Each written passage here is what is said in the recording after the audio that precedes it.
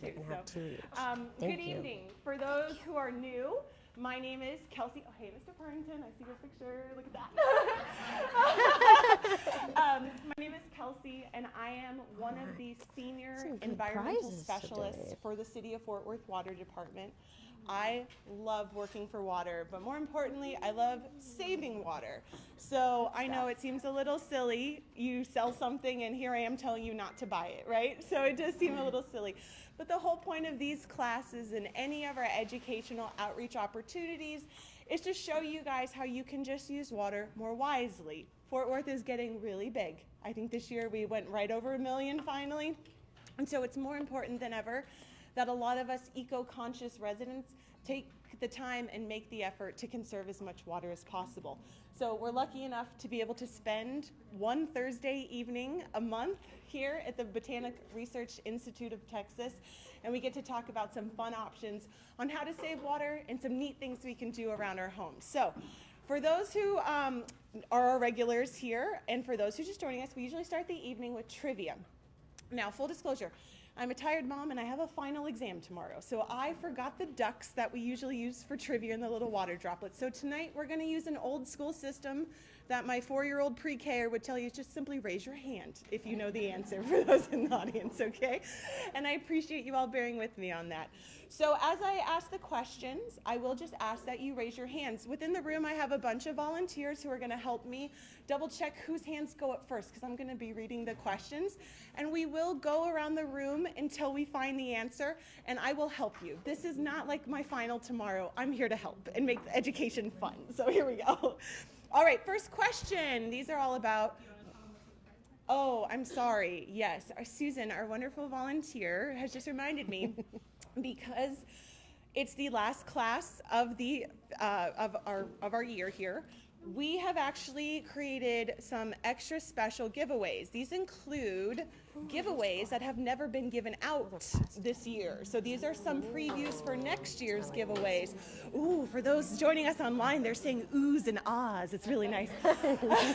So Susan is gonna hold up one of the first new prizes that are inside these special prize packs up here.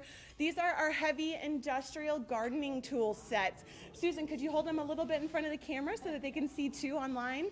For those of us joining online, if you are able to join us in person, we'd love to have you here. We give away all kinds of wonderful free giveaways, and you don't always have to answer the trivia questions to get them. So in addition to that, we also have some new self-watering globes. So those are for when you're going out of town, if you're maybe starting some little baby plants and maybe too much water coming out of that hose. So these are some self-watering globes that will be available for potted plants. Yes, with our logo on it, love that.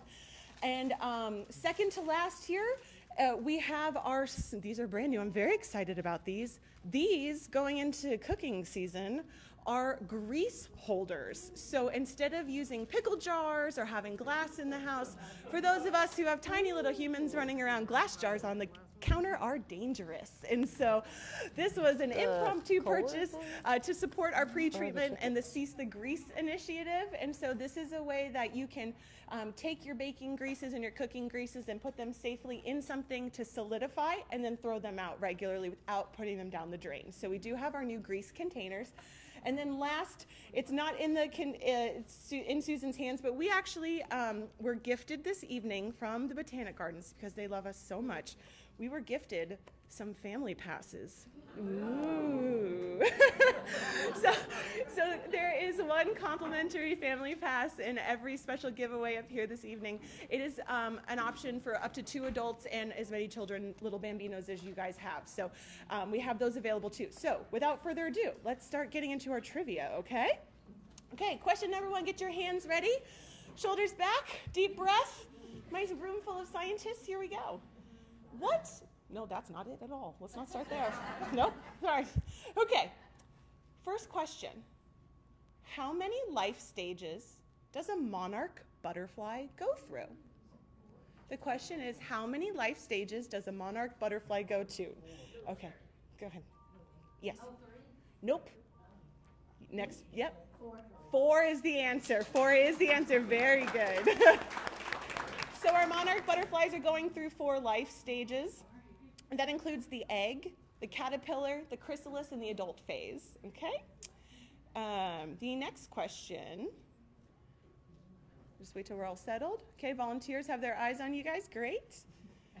What do monarch caterpillars use to hold on to milkweed leaves when they're eating? I'll give you a hint, it's not hands, y'all, they're bugs. Their legs, I'm gonna accept the legs. More specifically, they have special little hooks on their, instead of feet on the end. So little sticky hooks on the ends of their legs. So that was great, congratulations. I'll wait till our volunteers get all set up again. Next question. How long does it take for a monarch to grow from an egg to an adult butterfly? How long is that process?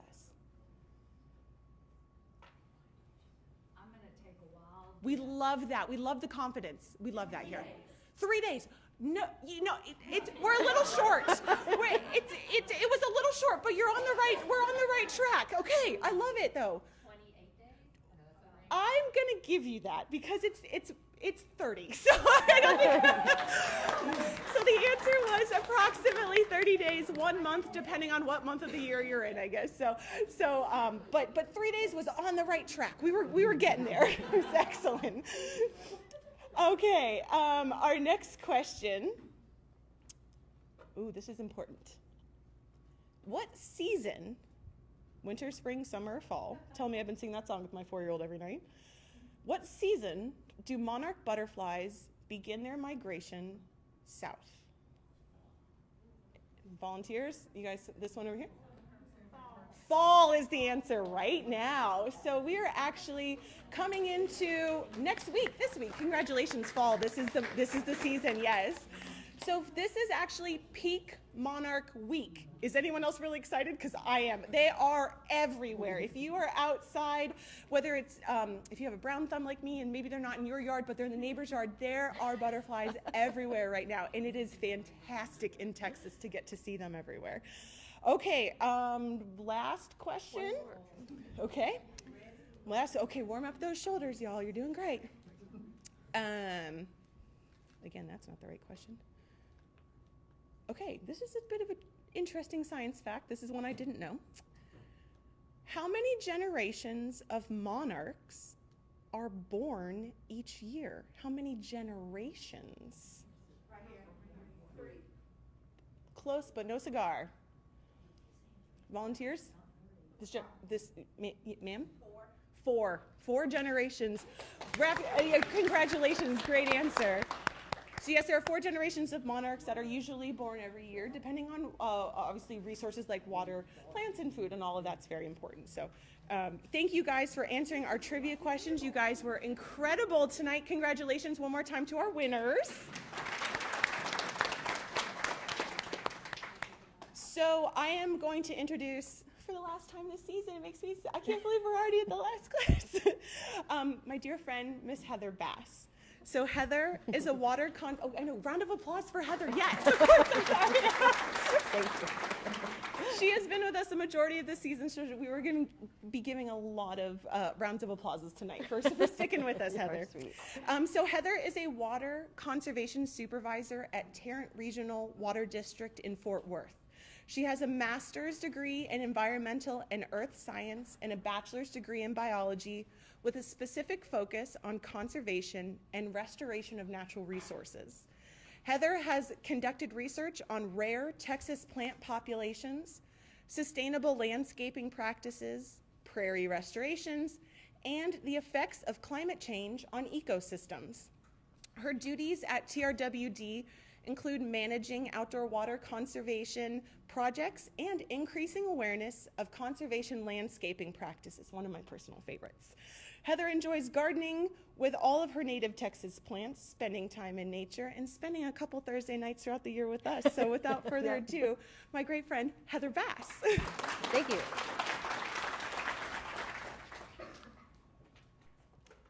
All right, thank you guys so much. So this is one of my favorite topics to talk about because, oh, did you turn on my mic? Am I good over there?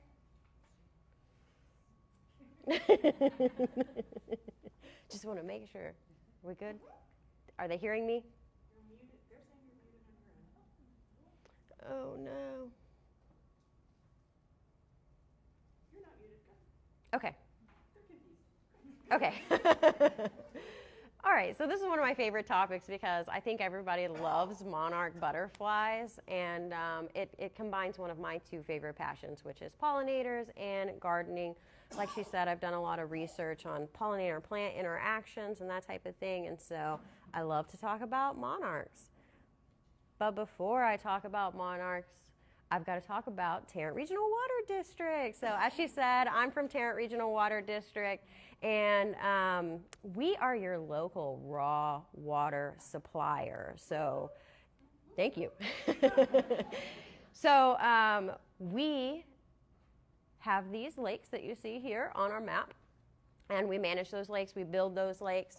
And for us, we call them surface reservoirs because they are capturing and holding our raw surface water. Then we are pumping that water primarily from our lakes there in southeast Texas there, southeast of us, in these giant pipelines, which are the orange lines that you see there on the map. And we're pumping that back up to here because for the most part, we just have a large population here and it's droughty and we do not have enough water here in Tarrant County to support everybody. So we've got to get water from East Texas where it does a little bit more raining there.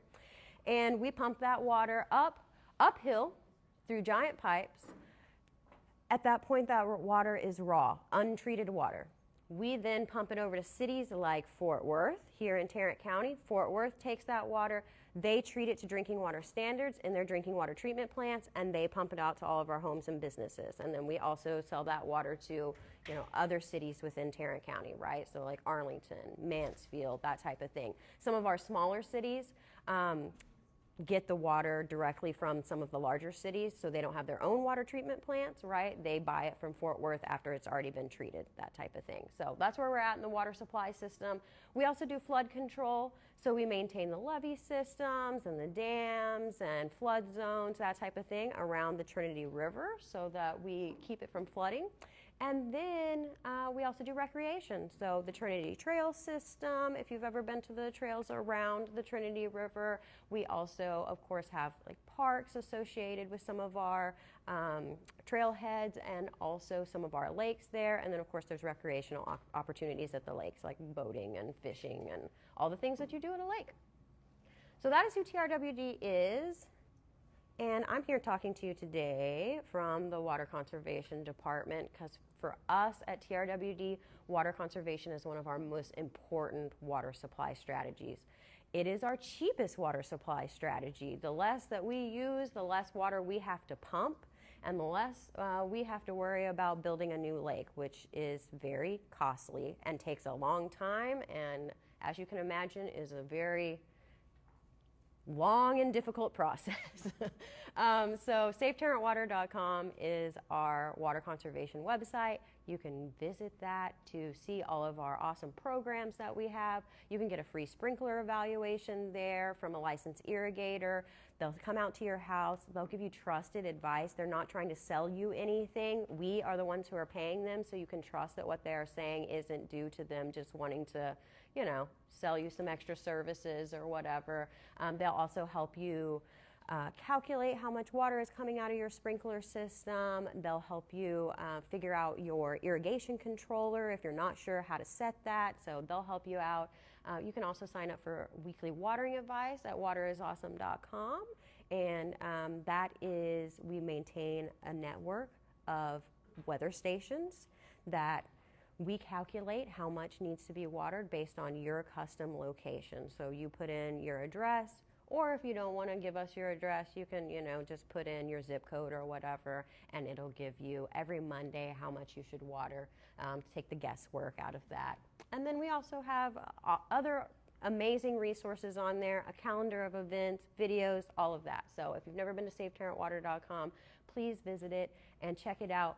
waterisawesome.com is our regional campaign. So some of you might have seen, like on my t-shirt, the commercials or maybe billboards or radio commercials about the 120 campaign. And so that is waterisawesome.com, and there are some awesome resources there as well. So I recommend you check out both of those if you have never been to either of them.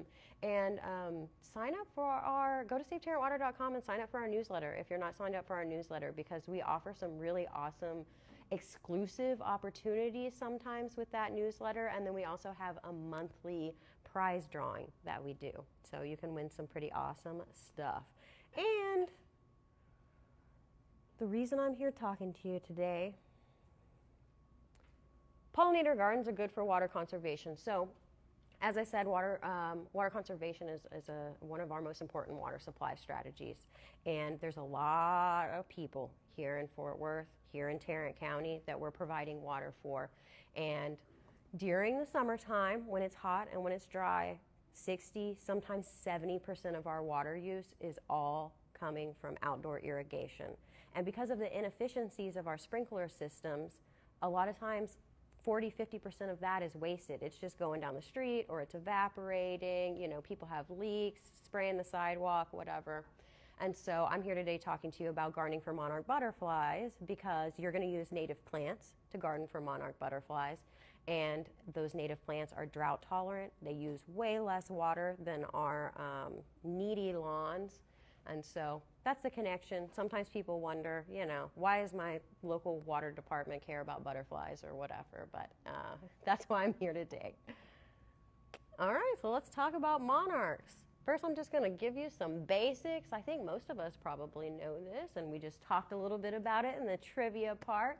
But this is the life cycle of a monarch butterfly. So we're starting out with a very tiny little egg, right? And then we have the caterpillar. The caterpillar has several what they call instars, or stages that it goes through. So you can see it goes all the way from a tiny, tiny little baby to a pretty big, you know, about this size or so caterpillar. Most of us have probably heard of like the Very Hungry Caterpillar book or something like that. So you know that these caterpillars grow pretty quickly in a pretty short amount of time. And then they turn into a chrysalis, and then they turn into the adult butterfly. One interesting thing that I think sometimes some people don't realize, or isn't really intuitive to our thought process, is that the caterpillar isn't like putting something on the outside of it as the chrysalis, right? So it's not like spinning a web around itself or putting some hard layer. That chrysalis is inside the caterpillar skin, and it sheds the caterpillar skin to reveal the chrysalis when it gets to that stage.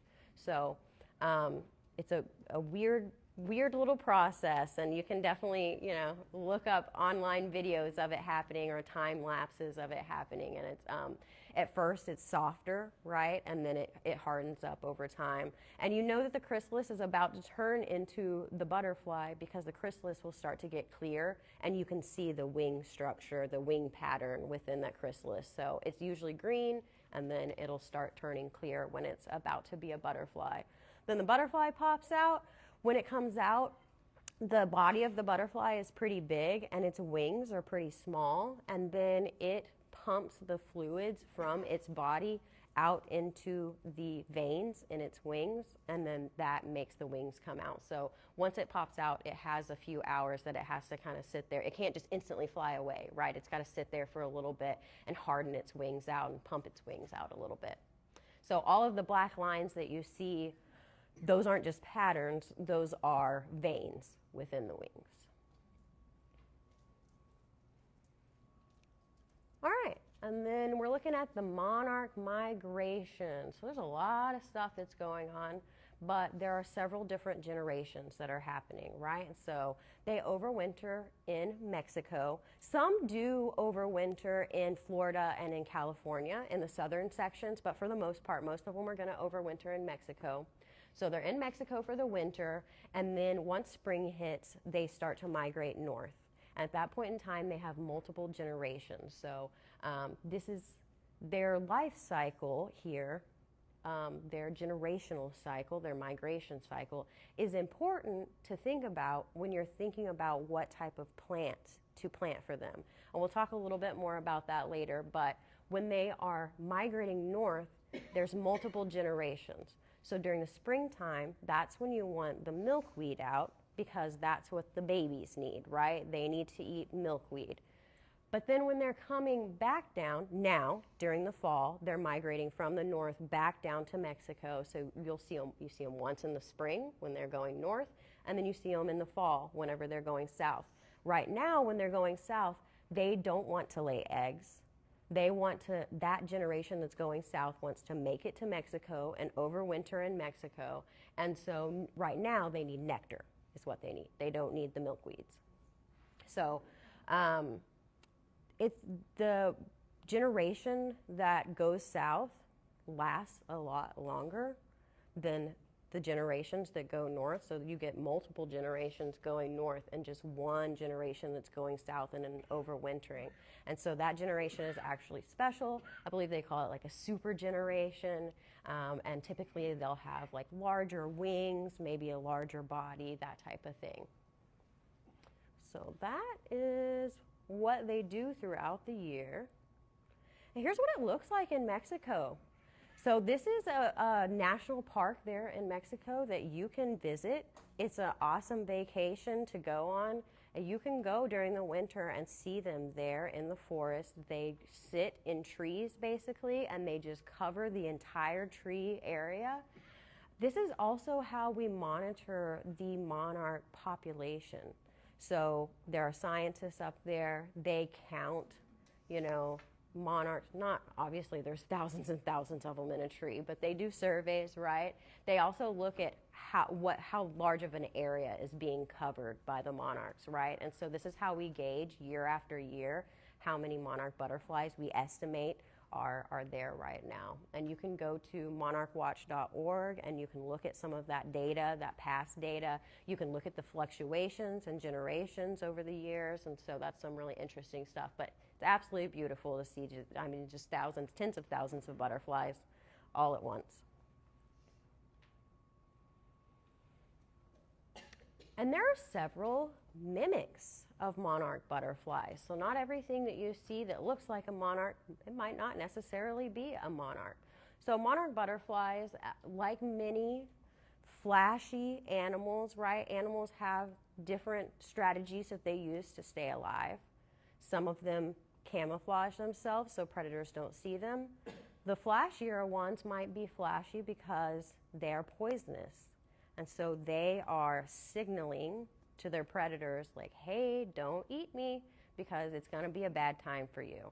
And so those milkweeds that they're eating as babies, fine for them, but it creates poison in their body for birds.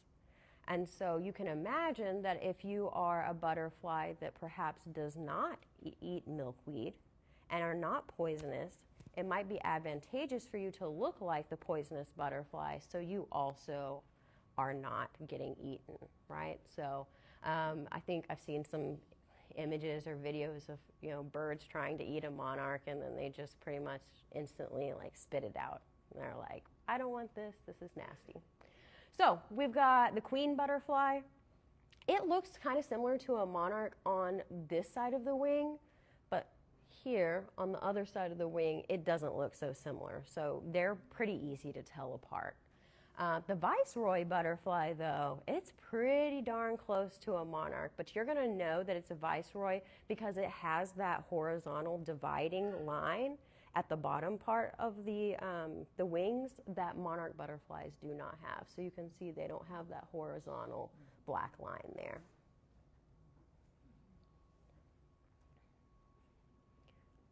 And then looking at the caterpillars, the queen butterflies do live on milkweed. The queen butterflies' caterpillars do eat milkweed, and their caterpillars look very similar. But the queen caterpillar has an extra little set of the little, they're not antennas, but little extrusions, horns in the center of their body, whereas a monarch caterpillar only just has it at each end. You can see there's a little bit of difference in their stripes, but from afar they can look very similar. But you always know if you have that there in the middle of their back, that's a queen caterpillar.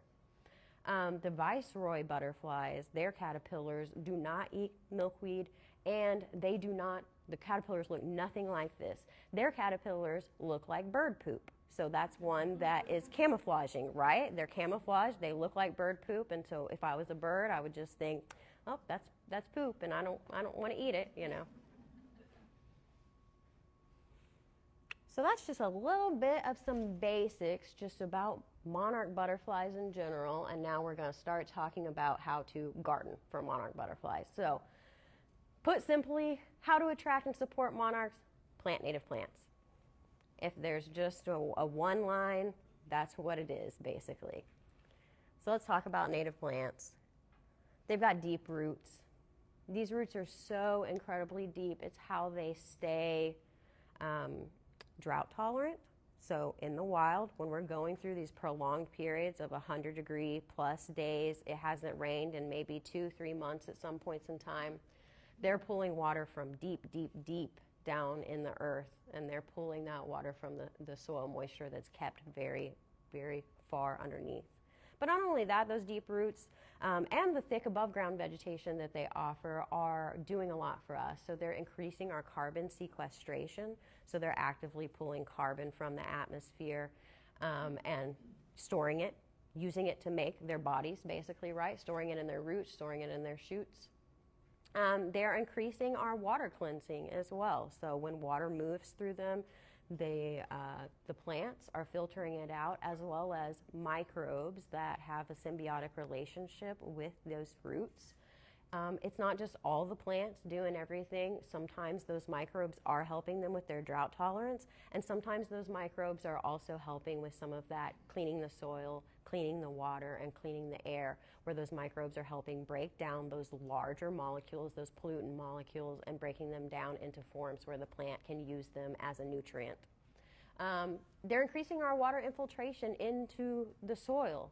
So we've got these hard clay soils, right? Especially during the summertime, they can get very hard and have hard to rehydrate once it does rain, right? But these roots are breaking those soils up, and they're allowing water to infiltrate down into them when we finally do get some rain. And then just slowing water down, right? Larger, more above ground vegetation is going to slow that water down and allow it more time to soak in. So they require less water just on a general basis, and they're more drought tolerant. They also require less maintenance than like your traditional, lawn. Sometimes, just depending on how you like to keep your plants, they might not require less maintenance, or you might maintain them the same amount of time, but it's going to be different maintenance, right? You might spend more time pruning and less time mowing or that type of thing. But they're heat tolerant. So there are a lot of traditional plants out there that you can water them as much as you want, but when it gets to 103 degrees outside, it doesn't matter. They're going to die no matter what if they're in that direct sunlight. But these are heat tolerant. They provide us with ecosystem services, which ecosystem services is everything that we get from nature, basically, right? Everything that we have, everything that we've ever had as humans is all derived at some point in time from nature and from natural systems, right? And so these keep those natural systems going so that we can keep getting what we get from nature. And then, of course, they evolved over time with our local pollinators. So these are the plants that the pollinators are used to. These are the plants that the pollinators have evolved to use over time. So what are we needing to provide for our monarch friends? We need, just like us, they need food, they need water, they need shelter, they need a place to safely raise their young, right? They need the same things as us, just in different forms. So when it comes to native plants, that's pretty much going to provide all the food that they need. And I'll talk later about specific plants at the end of the presentation, but the native plants are going to provide that food. In terms of the shelter,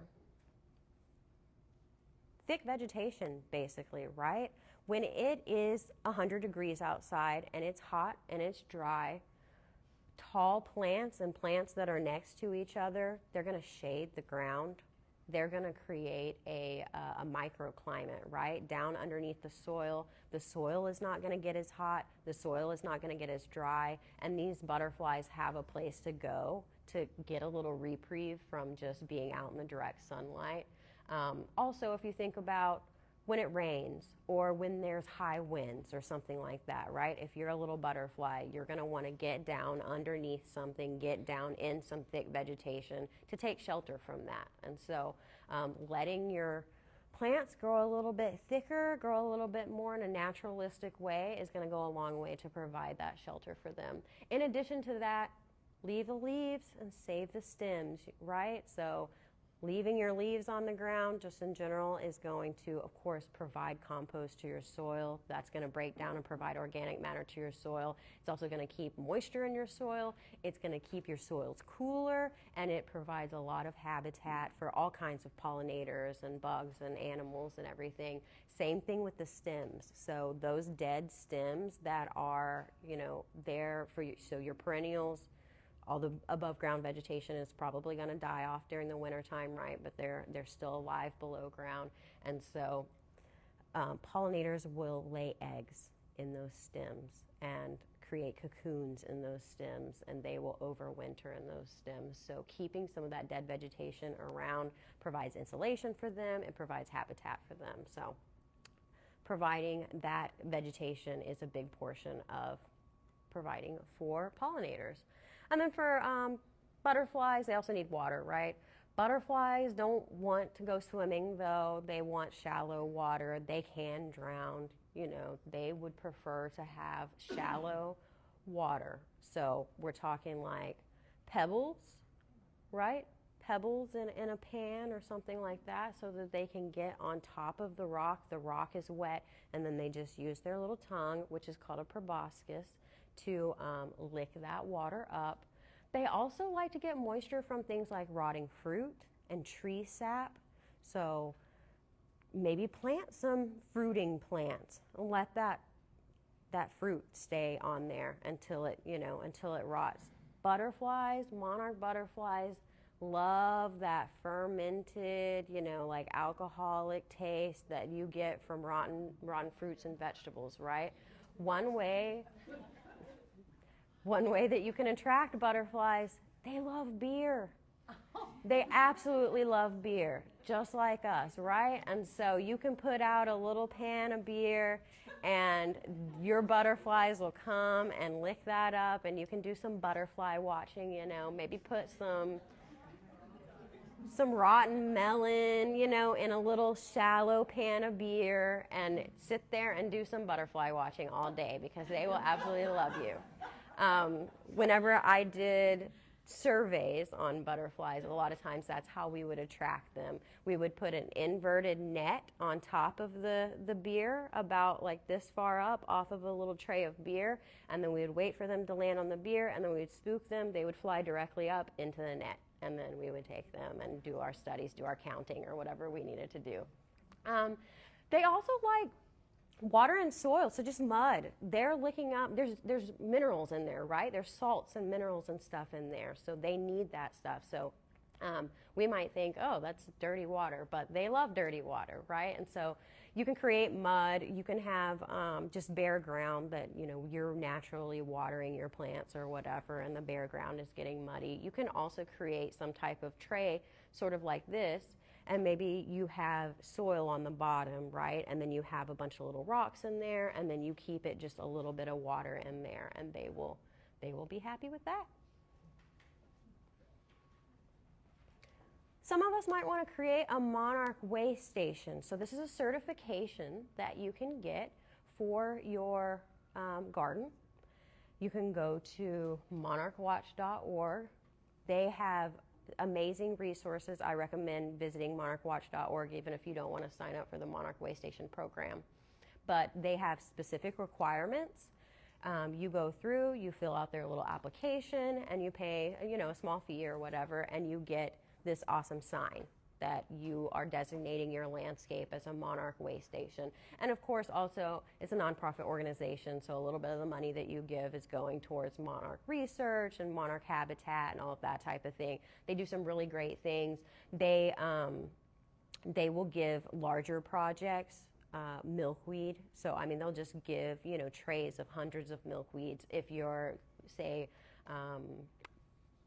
making a prairie or a very large, not a small garden like this, but like a large restoration project or something like that.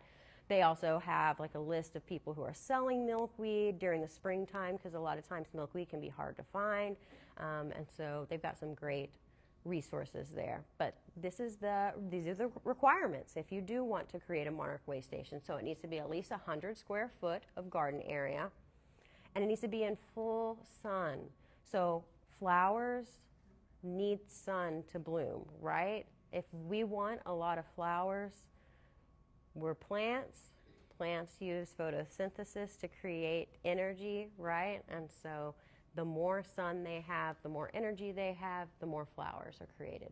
Butterflies too. Butterflies they're not warm-blooded, right? And so they need the sun to heat up and to have their body to be at body temperature and do their daily stuff. So butterflies and flowers need sun.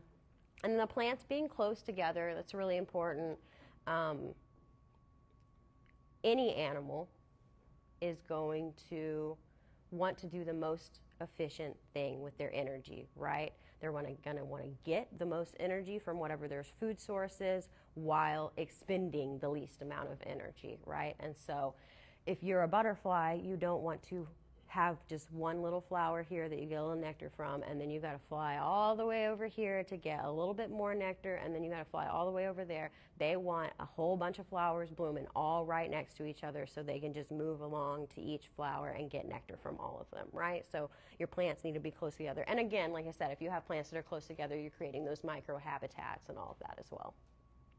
You're also going to need at least 10 milkweed plants of at least 2 different native species, and we'll talk about native species of milkweed in a later slide, but at least 10 milkweed plants. And again, it's good to group those milkweed plants. Not all 10 of them have to be grouped together, but you want to group at least like 3 to 5 together, and 10 is the minimum, but more is always better. The milkweed plants are going to be eaten by the caterpillars, right? And so what you don't want to happen is you don't want a situation where a bunch of monarchs come and put a whole bunch of eggs in your one little patch of milkweed, and you've only got 3 milkweed plants and you've got 10 eggs. All those caterpillars are going to eat all the milkweed, and then they're not going to have anything else to eat, and then they're going to starve, right? So we want to have a lot of milkweed for them to eat. And then you're going to have native flowers that are blooming in every season of the year. Winter is a little bit harder, and winter is a little less important because they're not here during the winter, right? But early spring is really important. Early spring is when they're coming down and they are needing that nectar to jumpstart their life cycle, right? To start up their life. They've been hibernating all winter. But for spring, summer, and fall, you're going to want, at least 2, 3, 4 different types of flowers that are blooming at one time. And so diversity, right? There is strength and diversity in terms of flowers. There are certain types of flowers that monarchs like more than other types of flowers, and I'll talk more about that later. But you want different flowers blooming, right? Different colors, different flower shapes. And then you have to say that you're going to maintain this garden throughout the year and for several years. So you don't want to just create a garden and then leave it. So those are the requirements for a Monarch Way Station, and you can go on the Monarch Watch website and you can sign up and get your little plaque. All right, let's talk about choosing plants. Native plants, like I said, native plants are always going to be great. Perennials and annuals. Perennials, I feel like, are just easier because you don't have to worry about, reseeding, or have they reseeded themselves, or, is something going to come back in this blank spot, or is it going to come back over here, but not over here where I want it. Perennials come back year after year in the exact same spot. So they're easier in my opinion. But you might want a diversity of both, right? You might want some of those wildflowers that are more like annuals, and then maybe you have your set perennials that you're going to grow every year. Like I said, at least one in the winter or early spring. And so those early spring blooming things are going to be a lot of our like fruit trees. So fruit trees bloom very early typically. So like There's native plums, right? There's like Chickasaw plum is a native plum that you can get. You can also do like regular non-native fruit trees, so apple tree, peach, pear, that type of thing. Red bud, cherry laurel, those type of things are going to bloom earlier in the year. And those are also the fragrant flowers. So if you like fragrant type of flowers, those are a great one. And then, like I said, 2 to 3, I would say 4 at a time, different types of plants that are blooming at a time. So you're going to want, plant 3 different species of spring blooming plants, 3 fall, 3 summertime. There might be some plants, you might not have to, so you're thinking, oh, well, that's what, 9 to 12 different plants that we're talking about here, but not necessarily. Some of the plants that we'll talk about today will bloom all the way from fall through to, or from spring through to fall, right? So you might have one plant that covers all of those seasons, and then you have maybe one plant that just blooms during the springtime and one that just blooms during the fall, that type of thing. High diversity, like I said, a variety of different flower shapes, plant families. So if it's a different plant family, it's going to have a different flower shape. Usually the flower shapes are going to correspond to the plant family. And then different growth forms. So maybe some are tall, some are low growing, right? Some are more bushy, that type of thing. And like I said, groups of plants. They don't want just like one little plant here. They want a group. So 3 to 5 plants of the same type grouped together. Let's talk about finding native plants. Sometimes it can be hard to find native plants if you're not looking in the right places. This weekend is a Native Plant Society's fall plant sale.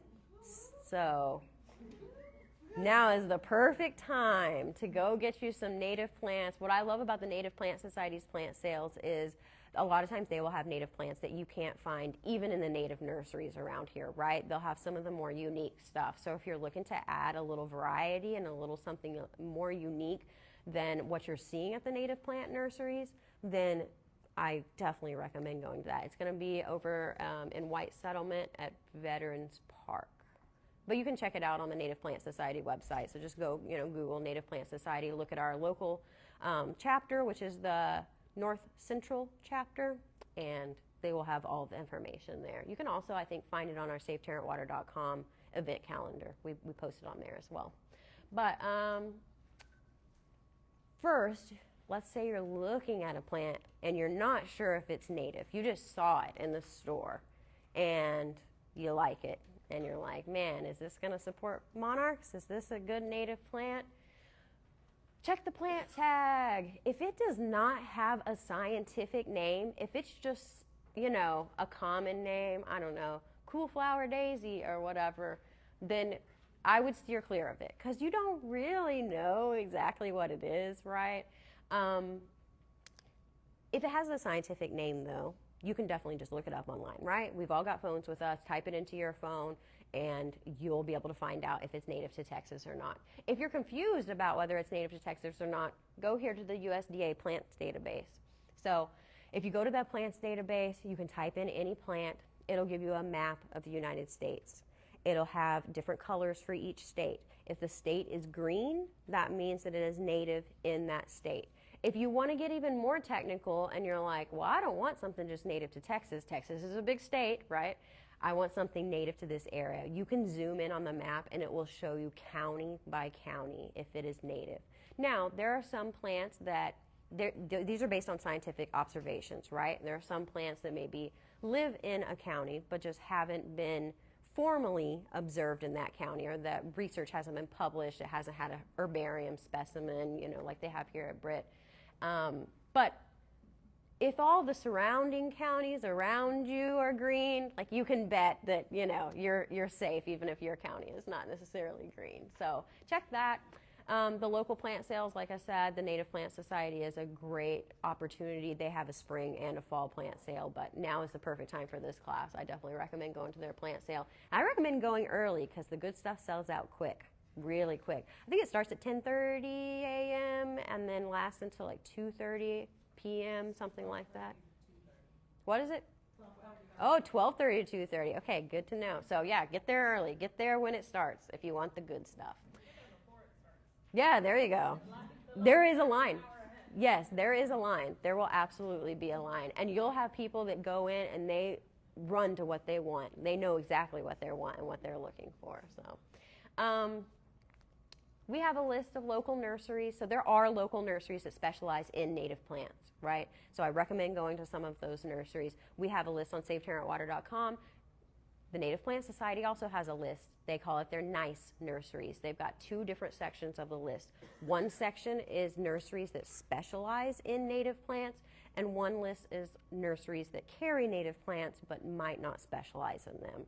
But if you aren't sure what plant you're looking for, and you're not looking for a specific plant, you just want some native plants or you want some variety to look at, I recommend going to one of those nurseries that has the specialized in it, because you can be pretty sure that most of what you're seeing is going to be a native plant. There are lists online that you can look at. Wildflower.org, that's our Lady Bird Johnson Wildflower Center. They have some amazing lists. Xerces.org, that is a pollinator nonprofit organization.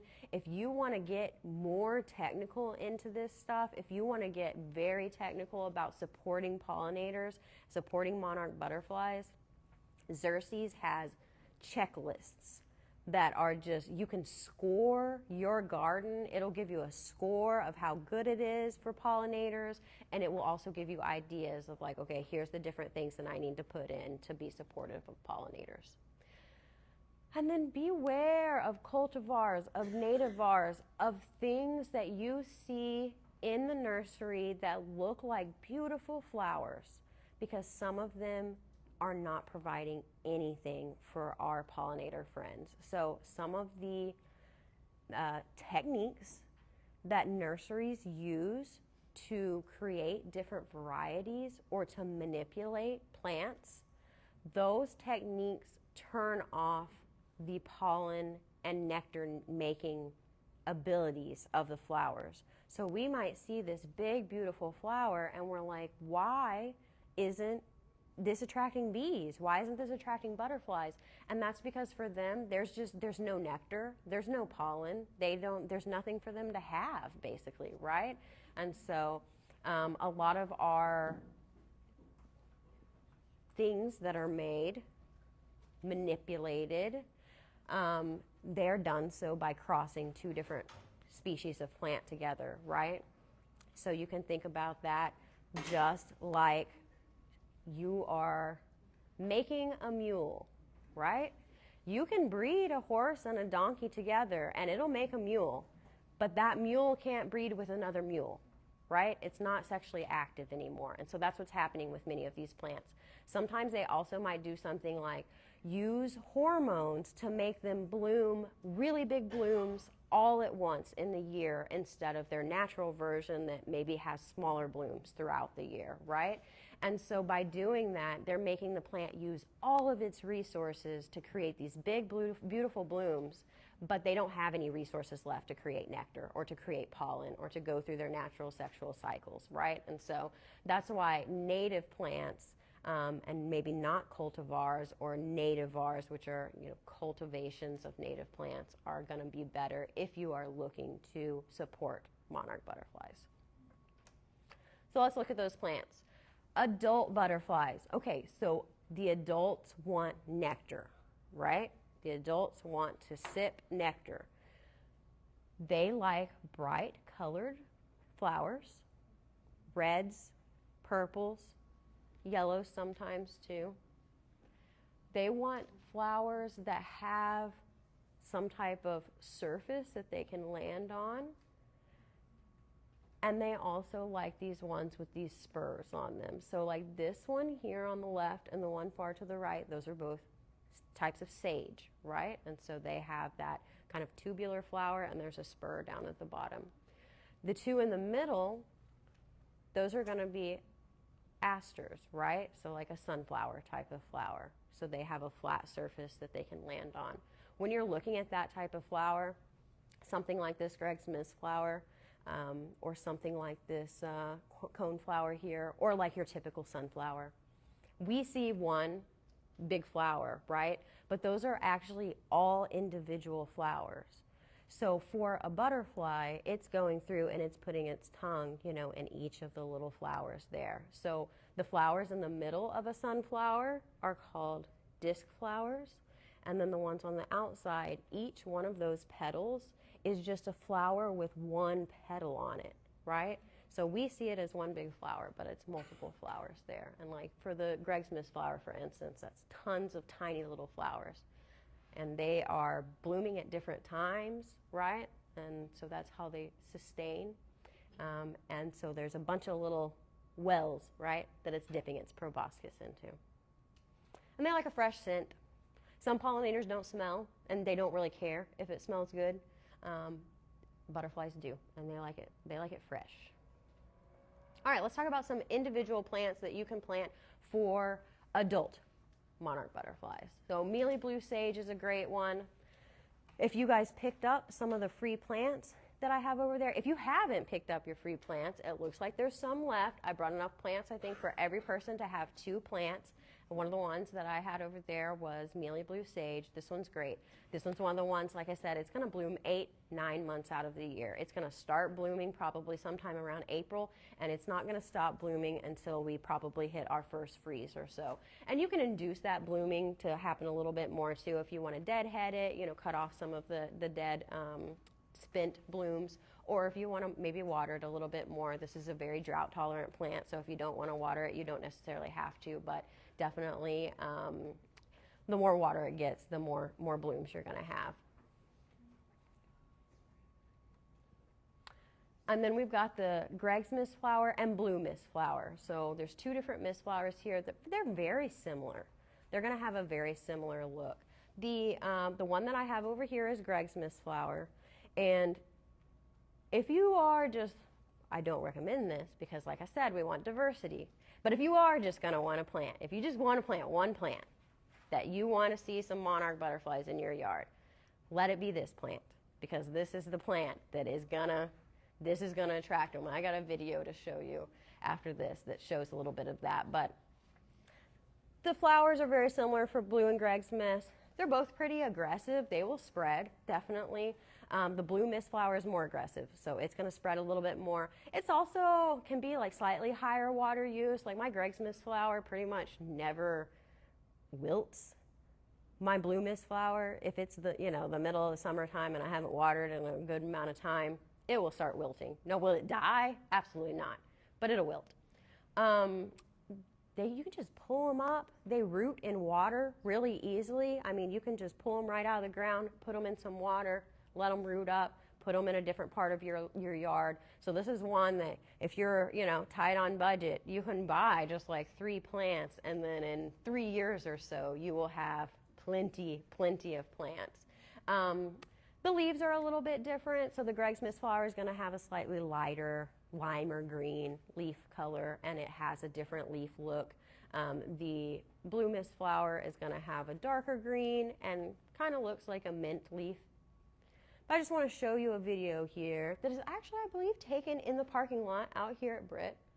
I used to work at Britt, and I did pollinator research here. We planted some pollinator plants. I was out there doing research. I used to just count them. One of the research things that we did, we would just sit there for 5 minutes, count how many pollinators were there, what type of pollinators were there, and then we would follow them and see like how many different flowers they visited. And so I'm just going to show you this video here of how many butterflies you can expect, because it really is a ton.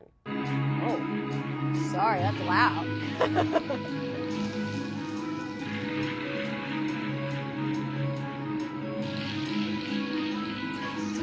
I don't know why it's so loud.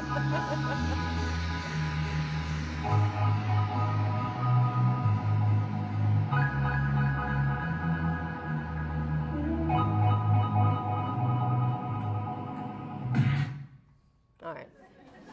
So I don't know why it was so incredibly loud, but you can see how many butterflies you can expect. That was maybe 100 square foot of mist flower that you saw there, and that was in October is probably when I took that video, and it was, I mean, absolutely just hundreds of butterflies you saw, right? And a diversity of butterflies. There are a lot of queen butterflies that you saw there. There were some monarchs. There were some sulfur butterflies. There were some smaller, like gray hair streaks, maybe some like Gulf fritillaries. So you'll get a diversity of butterflies if you plant the mist flower.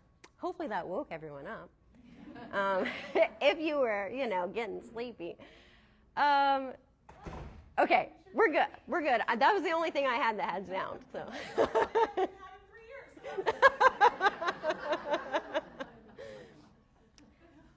Buttonbush. This one, butterflies love it, bees love it. This thing will get big. I mean, these guys will get huge if you let them. They're growing right out here in this like little island thing right outside the front door out here. I mean, 5, 6, maybe 7 feet tall sometimes. They'll get pretty big, but they will just have hundreds of these little balls that just look like kind of like firework explosions to me. They are higher water use. They do like it a little bit wetter. So if you have areas that stay a little wetter, this is a good option for them, but our larger butterflies love them. And when I say larger butterflies, I mean like monarchs. Monarchs are one of our larger butterflies, right? The only thing that's going to be bigger is like our tiger swallowtail and pipevine swallowtails that you can see there in the picture. Turk's cap, this is another one that I had over there. If you were able to get some, I had a few. Turk's cap is a great plant because the butterflies love it, but the hummingbirds love it too. And so if you want to attract hummingbirds are going to be coming around the same time in the fall and in the spring as the monarchs as well, because they do a similar migration cycle. And I love Turk's cap because it's the least fussy plant. It likes it hot, it likes it dry, it likes it wet. It likes full sun, it likes full shade, whatever you want to give it, it will be absolutely happy, and it'll get pretty big. This one also creates fruits. So when we talked about, the rotting fruit and everything, this will create fruit that they can lick juices off of when it rots, and people can eat it too. They're like little tiny apples. Lantana, this one's a classic, right? Pretty much everybody knows about lantana. It's a classic Texas plant. Butterflies love this one. Our monarchs love this one. If you are looking, this is one of the ones that you'll go to the store and there will be some nativars, there will be some cultivars, there will be some manipulation. You'll see some that are purple, you'll see some that are solid yellow. This is our native one. It doesn't have any pink in it. It doesn't have any purple. It's going to be from a darker orange or like almost a red into a yellow into the inside. So that's how you know that it's our native one. Purple coneflower, another classic. The butterflies love it. The bees love it. Echinacea, it's a medicinal plant. So many of you have probably heard of echinacea. There's echinacea supplements out there. You can make tea out of it if you like that sort of thing. And it's got a classic look. It doesn't grow that tall. It's got that classic flower look. So if you need something to go in front of your house that looks a little bit more formal, a little bit more traditional, this is a good option. This is another one. You can find it in all different colors, but get the purple. There's two different native ones. There's the Echinacea purpurea, and then there's the Echinacea angustifolia. Both of them look pretty similar. One grows more on this side of like Tarrant County area. The other one grows more in the Blackland prairies over like Dallas County and over that way. But they're both acceptable for this area. Flamacanthus, small, just hundreds, right, of these very small little red flowers that you'll get. And so it's blooming right now. It blooms for a long period of time. It'll just pretty much continue to bloom until we get below freezing again, and creates like a bushy type of thing. This one's a little bit more wild, a little bit more like spindly. You can prune it if you want, but this one will definitely, instead of growing tall, it likes to grow, out more, and it'll definitely cover some space. Zexmenia or Wedelia, this one's a good one. Classic little yellow flower, butterflies love it. This one is very drought tolerant, very heat tolerant. It doesn't really like to get watered. Super hardy, you can't really kill it. It is so the Wedelia acapulcensis, the variation for this area is hispida, and hispida means like hairy. So this is one that if you're pruning it, wear gloves because it has those tiny little hairs that will embed into your skin. But it's a good one. It grows pretty like a low mounding, type of growth form, and also blooms for much of the year that it's not below freezing. Autumn sage is another one. I had a few of them over there, so some people might have gotten them. This one you can find in multiple colors, and those are natives. Some native plants do grow, in different, they change their colors or whatever in the wild. So you can get this one in a more red, a more kind of pinkish or like fuchsia color. You can get it purple. I believe you can get it white too. Evergreen. So if you want something that's going to stay green year round, this one will bloom pretty much year round, off and on. If it's a warm day in January, this guy will be blooming in January. And so this one's a good one if you're looking for some of that winter coverage. And it likes it dry. You can kill this one if you water it too much, right? This is one of the ones where it really does it just likes it dry. And another sage. Lots of good sages out there. Cutleaf daisy or Engelmann's daisy. Typical daisy-like flower, it's a yellow flower. Butterflies love it. It will create a little rosette at the bottom of like the main vegetative part of the plant, and then whenever it goes to bloom, it'll create a blooming stalk that'll be, about this tall or so, about hip height, and then you'll get just an explosion of these beautiful yellow flowers. And so the good thing about a lot of these plants is they will create a lot of flowers. So you don't need that many plants to make that good grouping that the monarchs want to come to. All right, let's talk about milkweeds now. So the adults like nectar, and they can get the nectar from a variety of different plants. But the caterpillars have to have only just one type of plant, and that type of plant is milkweeds, and that is the only plant that they want to eat. That's the only plant that they can live off of. So we're going to talk about some native ones. Antelope horns and green milkweed are two that I recommend the most because they are the ones that naturally grow here. You will see them naturally growing, on the side of the road sometimes, but in our prairies and everything. These are the ones that you see in our prairies here in Fort Worth, in the Fort Worth Prairie. They also have a lot of vegetation to a plant. So some of our milkweed plants are pretty small, and you would have to plant quite a bit of plants to support just one caterpillar. These, one single plant maybe can support multiple caterpillars, right? Because they have a lot of leaves. They have a lot of vegetation. They're growing big. The antelope horns is going to be more sprawling. The green milkweed is going to grow more like straight up, right?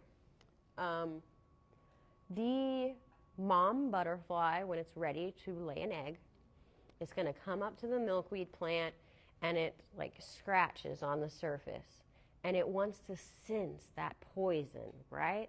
It wants to know that there's a good concentration of poison in the plant to support its baby little caterpillar. These have a lot of that chemical in them, and so you will get a lot of eggs laid on these.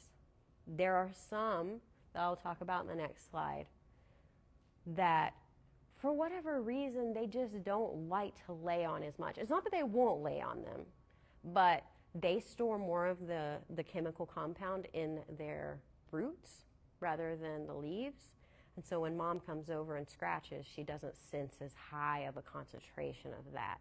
And so these are the ones that they love. They want to lay their eggs on. We'll support them. So if you're really looking to attract caterpillars, these are the species to go with. These are the ones for our area. And they have cool blooms. I think the blooms are cool. Some people don't like them because they're not like super colorful, but they're really neat. And they also, the caterpillars are going after the leaves, right? They don't care about those blooms. But other pollinators love the blooms. So they do, you see beetles in there. You see true bugs in there. There's a milkweed bug. You'll see bees and, all of that. So they will attract other pollinators as well.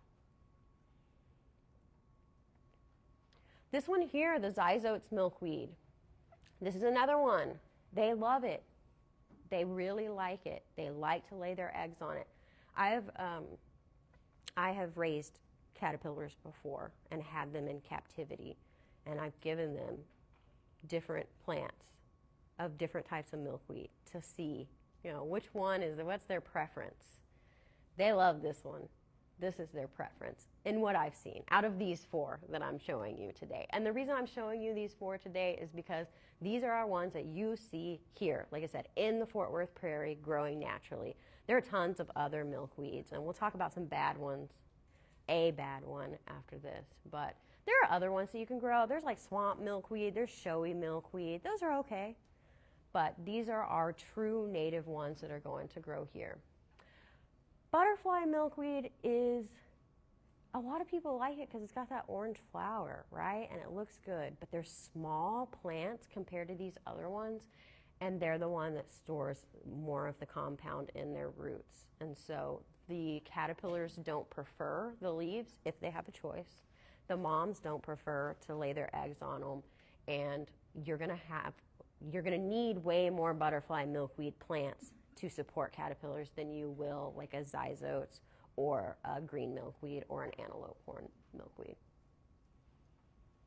The milkweeds, they can be difficult to grow from seed. I do recommend you buy a plant if you can.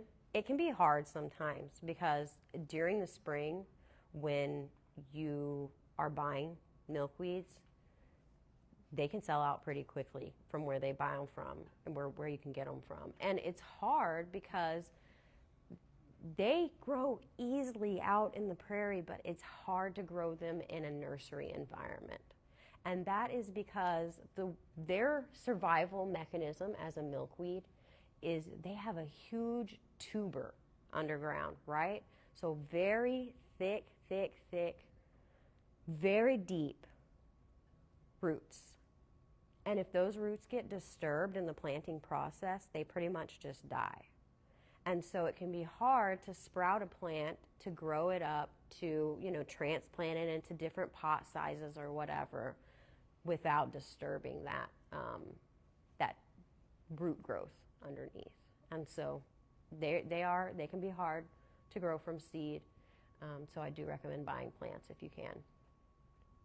And when you're transplanting them, keep that root intact, Don't get all the dirt out from around it. Don't twizzle it around or move it around. Like let it just stay and just put it down in there and let it grow because it'll just die if you disturb it. All right, let's talk about the bad guy. This is the last thing we're going to talk about. It's tropical milkweed. Don't buy this stuff. You'll go to nurseries and they'll tell you this is butterfly milkweed, and it is not butterfly milkweed. Butterfly milkweed is all orange flowers. If there's any red in there, yellow, whatever, if it's mixed, that's tropical milkweed, and we do not want tropical milkweed for a variety of reasons. So let's talk about why. When they are laying eggs, when they're migrating north, when they're making multiple generations going north, that's when our milkweeds are naturally out, right here in this area. They see the milkweeds and they say, ooh, I want to lay an egg. But now, typically during the fall, when they're migrating back to Mexico, our milkweeds have already gone underground. They've already died off for the year. They've already seeded. They've gone through their thing, and they're perennials, right? So they're alive below ground, but they're not alive above ground. And so our monarchs are not enticed to breed and make a baby because we want that generation, that last generation, to go south and to go to Mexico and to stay alive there. Like many insects and like many animals, once they breed, their life is over. They die, right? They have fulfilled their life's destiny. So what they do is they go into a sexual diapause whenever they're in that last generation. So their sexual reproductive life cycle is paused at that point. They see this tropical milkweed that is out during the fall time when it's not supposed to be in this area, and they think, oh, I want to breed, and then they breed, and then they die before they make it to Mexico. And not only that, but now you've got caterpillars on this thing in October, November, and then what happens to those caterpillars? they're not going to live, right? They're not going to make it to butterfly form and make it all the way down to Mexico by the time that it's too cold for them, basically, right? And so this will make them disrupt their sexual diapause, disrupt their migration cycle, and essentially stop that generation in its tracks. Also, it induces, there's a parasite, a disease that monarchs get, and it's very prevalent. And this plant, a lot of times, has, for whatever reason, like a higher concentration of it. And so what happens is the caterpillars are eating, they eat the parasitic spores or whatever, eggs, it grows in their body, and then they die. And you'll see sometimes if you're in the wild, or if you're raising monarch butterflies or you're raising caterpillars, and you see them and they go to come out of the cocoon, and there's like a webby, like stringy substance, that's what that is. And they're probably just gonna die pretty soon after. They might not even emerge fully, like from the cocoon, basically. So it's very common, and this can induce that as well. So don't plant tropical milkweed. If you have it, kill it now. If you insist on having it, cut it down before fall, right? Don't let it be out in the fall. Cut it down. Let it only be out in the spring. Don't let it do its fall thing. So that's that. And then I just want to end by saying that there are some amazing other pollinators out there, right? If you're attracting monarch butterflies, if you're supporting monarch butterflies, you're going to be supporting more pollinators than just monarch butterflies. You're going to have other butterflies. These right here, these are the milkweed bugs. You're going to see them. That's what those little sticks that you see coming up, those are milkweed seed pods. You're going to see these guys. Don't worry. They're doing their natural thing. They're not going to hurt your milkweeds. They're not going to hurt your monarchs. Let them be. Let them do their thing. But there's so many amazing pollinators besides just butterflies, right? And we're talking flies. We're talking beetles. We're talking birds, bats, moths, all the things. And then not only that, but once you attract pollinators, you're going to attract some predators too, probably, right? And that's okay. That's the natural cycle of things.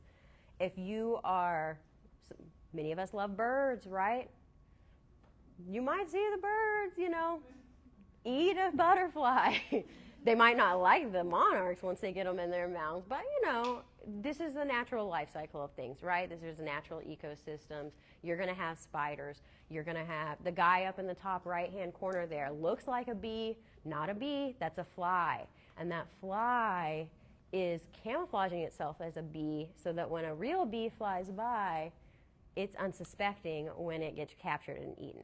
So, and then I took a little picture of the turtle there. He's not a predator. He's just cute.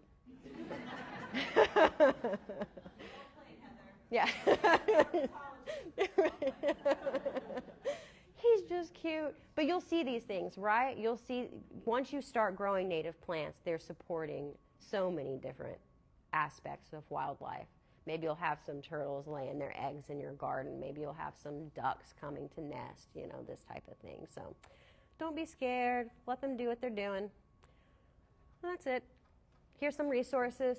Plant native plants. And monarchs are awesome. That's all I've got for you. Thank you. Yeah, thank you. Yeah. Kelsey, got something back there? So we are going to allow questions for you all. We're so excited. I am going to ask, because we have a lot of people online, that if you are listening online and you can't see me behind the camera, that's fine, but you are welcome to type your question into the live chat if you have a question specifically for Heather, and I will pass that along to Heather. For those in the room, however, I am going to be like the paparazzi, and I'm going to run over to you when you ask your question with this microphone in my hand. So please raise your hand and give me a second to use my long legs to get over to you as quickly as I can. Yeah, so I'll be happy to answer any questions. If you didn't get your plants, I think we've got enough for everybody to have 2 plants. I think most people got their plants, but we do have some plants left over there. So if you didn't get your 2 plants, go get your 2 plants. If you want to stay late to see if there's any extra plants left over, you're welcome to like hover around. I don't want to take any of them home. I have plenty, so get your plants. Okay, we've got some questions. We'll start over here if that's okay, and then I'll work my way over. Okay, go ahead. I think on the tropical milkweed, don't they also have a different kind of leaf? It's like thin and smooth instead of sort of thick and fuzzy. It is, yeah. Yeah, you're right about that. They do have a thinner type of leaf, and the butterfly milkweed has that thinner leaf as well, whereas the other ones that I talked about have like a bigger, wider, thicker type of leaf. Yeah, that's going to provide a lot more sustenance, right? I have another funny story, but I'll tell you later. Okay, yeah, we can talk later. Who had their hand up? Was it her? Yeah. Are monarch butterflies North American only? Oh, are they in North America only? Like, they are in... South America doesn't have them that migrate. Oh, that migrate north. No, they are, yeah, they're all in North America. Yep, just North America, yep. I don't need that. Okay. Can I plant milkweed in containers, and will they live over this winter time? I would say the milkweed tubers in the wild go down 2 feet into the ground. So I would not plant them in pots if you possibly can. They might grow for a little bit, but it might eventually impede their growth once they start getting big. Yeah. Thank you. More questions? Got one over here? I like to cut watermelon out, and I like to feed them. Yeah. But I have a concern about bacteria. Like this morning, I had 2 peaches that were going bad, and I thought, should I cut the peaches up and put them? Going kind of brown. Put them out for the butterflies. Like if they're moldy, you mean? Not molded, but just not desirable for us. No, it's okay. Don't put something out there that's fuzzy, covered in mold, but if it's starting to ferment and get, yeah, don't leave it out there for a long period of time. You're going to want to refresh that fruit a little bit, but they like it, they like it pretty rotten. Yeah. Even if you don't eat it, it's good, right? If you accidentally let some fruit go bad, feed it to the monarchs. Yeah. More questions?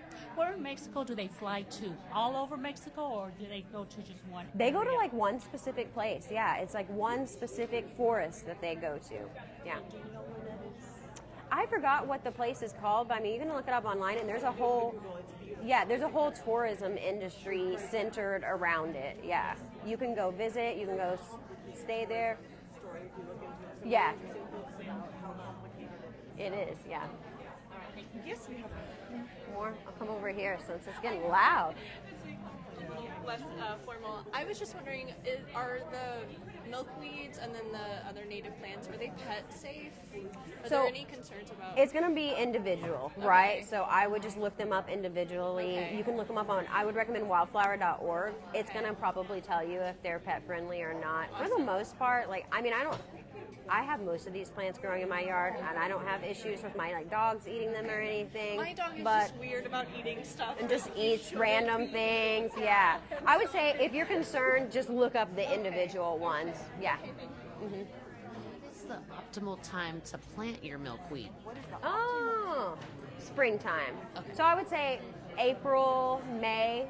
And like 10 plants, different varieties. Yep. April, May time. Yep, and you're going to want to group them together. Thank you. All right, we good? Yeah. All right. Great, thank you. Okay, guys. Order in the court. We want to thank Heather one more time for joining us not only tonight but the whole Thank season. you. Yes, no, thank you. Delight to be here. We are so lucky to be able to get our raw water and all of our education resources from TRWD. So please visit SaveTarrantWater.com. Please visit Heather's websites. Heather doesn't sleep. She is at every event across all of North Texas, I swear to goodness gracious, this woman gets more miles than an airplane pilot gets in. So Heather is a very busy woman, and we really appreciate her taking the time to come out and speak with us, and we hope to have you back next season if you'll have us. Yeah, I'm very happy to be here. And so with that being said, I'd like to say one more time for the season, good evening to my parents who are in Atlanta. Love you guys. And I hope you all have a wonderful evening. If you need to contact us, remember we are always available at savefortworthwater.org.